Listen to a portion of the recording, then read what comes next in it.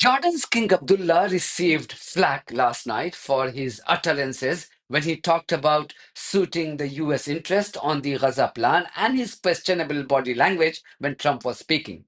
But it seems he has managed to achieve behind the scenes what he failed to achieve in front of the camera. What the White House press secretary Karoline Leavitt said just moments ago shows that King Abdullah appears to have pulled off a diplomatic coup of sorts. The White House press secretary carried her regular press briefing this evening and did not utter a single word on Trump's last night's meeting with King Abdullah. It was only at the end of 36-minute long press conference when she said this: I have one more housekeeping note before I leave you all today. She introduced this as one more housekeeping note, meaning this was not very important, but she wanted to mention it nonetheless. Then she went on to add that Trump had a great meeting with King Abdullah, who told the president, according to her, that Palestinians should stay where they are and that additional land should be used for the redevelopment. As for Trump, she said, the White House spokesperson said that he would prefer that Palestinians move so that the rebuilding of Gaza can take place, adding that he remained wholeheartedly committed to peace in the Middle East. Pay attention to all these words. He would prefer. He was committed to peace. Anyway, listen to what she had to say. I have one more quick housekeeping note before I leave you all today. The president wanted me to share with all of you that he had a wonderful meeting with King Abdullah of Jordan yesterday. They discussed many things, including the Gaza Strip and its future at great length.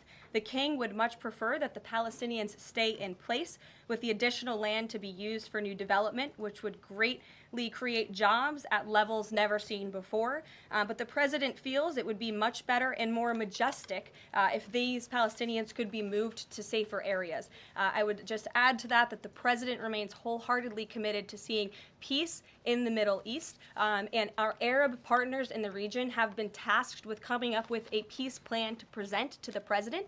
That is ongoing. King Abdullah mentioned that yesterday. He also committed to accepting 2,000 sick children from the Gaza Strip, which the president called a beautiful gesture. So the administration continues to work with our Arab partners in the region. We stand closely with our ally Israel, and the president has presented this big, new, bold idea to secure peace in the Middle East, and he is not going to waver from that. And we look forward to seeing that goal of this administration achieved as well. Thank you very much, everybody, and we'll see you very soon. Have a great day. So Trump is not using the tone that he has used up until now. According to this White House press secretary, Trump would rather prefer. He's no longer saying that he's committed to buying and owning Gaza. I'm committed to buying and owning Gaza. As far as us rebuilding it, we may give it to other states in the Middle East to build sections of it. Other people may do it through our auspices, but we're committed to owning it, taking it, and making sure that Hamas doesn't move back. There's nothing to move back into. Tell me, can you confirm that you'll be meeting with MBS and Sisi of Egypt soon? Will that be at the White House, or you just meet? Well, I'll be meeting with all of them numerous times, by the way, but I'll be meeting with all of them. And yeah, I think that it's a big mistake to allow people, the Palestinians or the people living in Gaza, to go back yet another time. And we don't want Hamas going back. And think of it as a big real estate site. And the United States is going to own it and will slowly, very slowly, we're in no rush, develop it. We're going to bring stability to the Middle East, to a totally war-torn part of the Middle East, a part of the Middle East that has caused tremendous problem, the Gaza Strip, and we'll own it. It's totally demolished right now. It's a demolition site. It'll be reclaimed. It'll be leveled out, fixed up.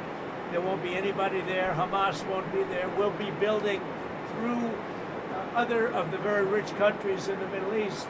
They'll be building some beautiful sites for the people, for the Palestinians to live in. They'll be living in harmony and peace probably for the first time in hundreds of years. Last night he performed one climb down. by saying that he was not going to buy Gaza, but would take control of the Palestinian land. I believe not 100%, but 99% we're going to work out something with Egypt.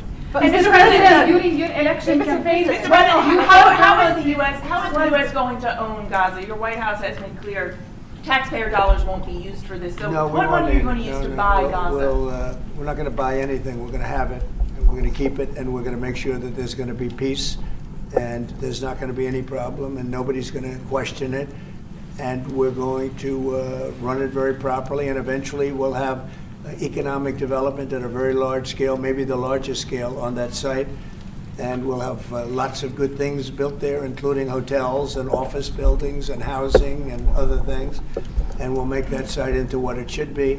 And the people from Gaza who wouldn't be able to be there for years, because you're talking about just to get it and prepare it and to take care of all of the problems that currently it has, as you know, tunnels, and people are in those tunnels, and you have some good people and some bad people, and you may have hostages right now. You know, you have the hostages possibly there. They don't know where they are.